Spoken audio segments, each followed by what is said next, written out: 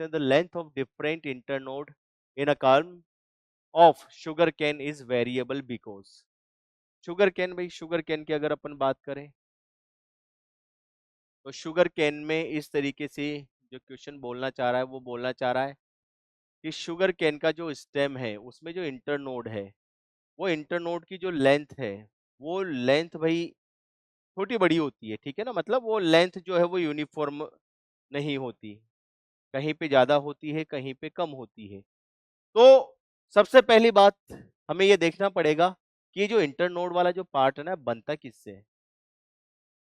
ठीक है। इसकी ग्रोथ करवाने के लिए, स्टेम की ग्रोथ करवाने के लिए, मिड पार्ट की ग्रोथ करवाने के लिए कौन सा टिश्यू रेस्पॉन्सिबल होता है, तो उसके लिए भी रेस्पॉन्सिबल होता है टिप के लिए जैसे एपाइकल मेरिस्टेम है उसी तरीके से मिड पार्ट या स्टेम की या इंटरनोड की जो ग्रोथ है, लेंथ वाइज ग्रोथ जो है, ठीक है ना, प्लांट की हाइट वाइज जो ग्रोथ है उसके लिए जो रेस्पॉन्सिबल होता है वो इंटर कैलरी मेरिस्टेम होता है, ठीक है। तो इंटर कैलरी मेरिस्टेम यहाँ पर नोड पे प्रेजेंट होता है, ठीक है ना, बीच बीच में।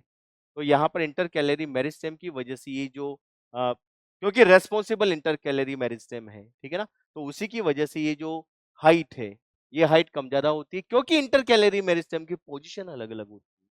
ठीक है, पोजीशन अलग अलग होती है, ठीक है। तो यहाँ पर हमारी इंटर कैलरी मेरिस्टेम जो है वो इसका आंसर चला जाएगा। पोजीशन ऑफ एक्सिलरी बड जो है लेटरल ग्रोथ एक तरीके से हम मान सकते हैं कि लेटरल जो स्ट्रक्चर है उनको बनाने में काम में आता है। शूट एपाइकल मेरिस्टेम जो है वो एपाइकल ग्रोथ करवाता है, लेंथ में ग्रोथ करवाता है। साइज ऑफ लीफ लेमिना इसका इससे कोई रिलेशन नहीं है, ठीक है, क्योंकि वो एक लेटरल पार्ट हो गया और एक ये मिड पार्ट हमारे पास मेन स्टेम का पार्ट यहाँ पर हम इसको मान सकते हैं, ठीक है। तो इंटर कैलरी मेरिस्टेम जो कि रेस्पॉन्सिबल है इस ग्रोथ के लिए, तो इस ग्रोथ का